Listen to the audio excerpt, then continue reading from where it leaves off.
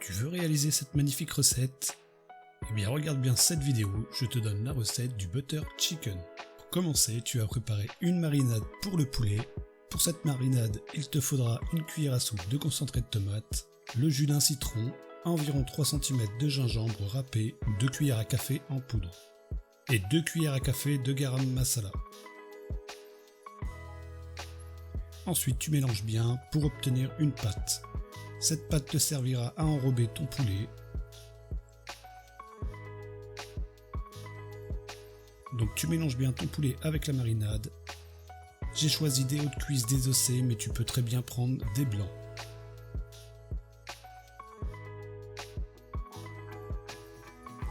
Et ensuite tu réserves au frigo. Ensuite il te faudra un gros oignon et 2 gousses d'ail que tu vas hacher le plus finement possible. Je te montre la technique au couteau, mais tu peux utiliser un hachoir si tu en as un.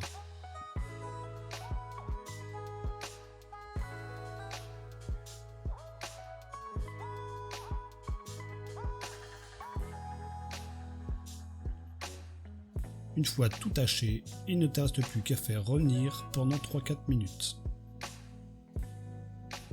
Après les 3-4 minutes, tu pourras rajouter 2 cuillères à café de cumin, 2 cuillères à café de coriandre, 2 cuillères à café de garam masala et 1 cuillère à café de paprika fumée. Et tu mélanges bien le tout avant de rajouter un verre d'eau.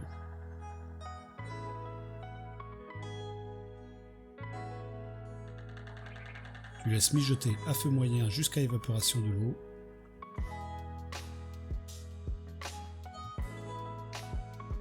Et là, ce sera le moment de rajouter 400 g de purée de tomate, du sel, du poivre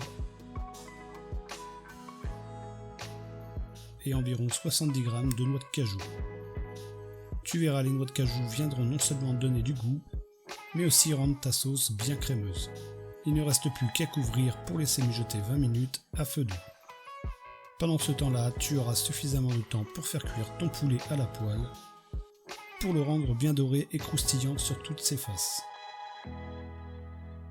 Une fois les 20 minutes écoulées, tu pourras repasser à la sauce. Et là, tu viendras mixer bien correctement pour obtenir une sauce bien lisse et crémeuse.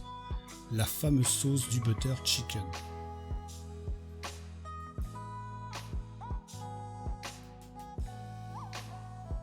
Pour finir cette magnifique sauce, il ne te reste plus qu'à ajouter 50 g de beurre.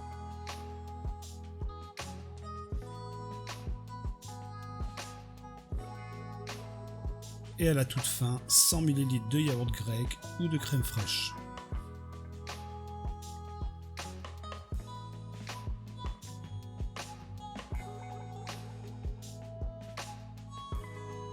Regarde-moi cette magnifique sauce qui n'attend plus que le poulet.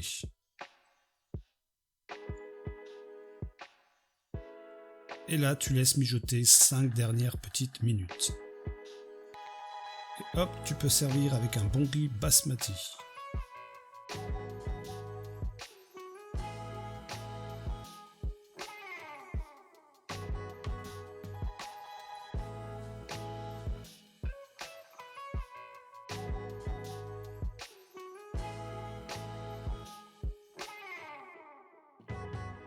Si cette recette t'a plu, n'hésite pas à me soutenir en t'abonnant et en mettant un pouce vers le haut.